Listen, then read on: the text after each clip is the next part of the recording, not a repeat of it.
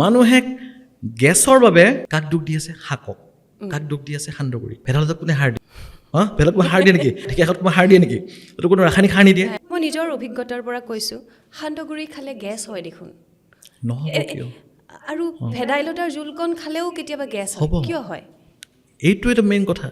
মানুহে গেছৰ বাবে গেষ্ট্ৰাইটিছৰ গেছ মানে গেষ্ট্ৰাইটিছ, গেষ্ট্ৰাইটিছ মানুহে গেষ্ট্ৰাইটিছ বা গেছৰ বাবে কাক দুখ দি আছে শাকক, কাক দুখ দি আছে সান্দহগুৰি। আগতে খোৱা নাছিল মানুহে, আগতেও খাইছিলে। কি ভেদাইলতা খালে কি হয়? গেছ হয়। গেছ হয়। মানুহে কয় যে তাতে সাৰ থাকে। ভেদাইলতাক কোনে সাৰ দিয়ে? ভেদাইলতাক কোনে সাৰ দিয়ে নেকি? ঢেকীয়াখোৱাত কোনে সাৰ দিয়ে নেকি? এইটো কোনো ৰাসায়নিক সাৰ নিদিয়ে। হয়, মই কওঁ শুনক, মেইন কাৰণটো হৈছে আমাৰ ৰাতি দেৰিকৈ খানা খোৱা। আপুনি যদি মানে কাৰোবাৰ যদি গেছৰ সমস্যা আছে, ৰাতি সোনকালে খানা খাই চাওক। বেছি সোনকালে নালাগে, মই কোৱা নাই 6টাত খাওক। আপুনি আমি আজিকালি চবে 10টা 11ত খাওঁ ন।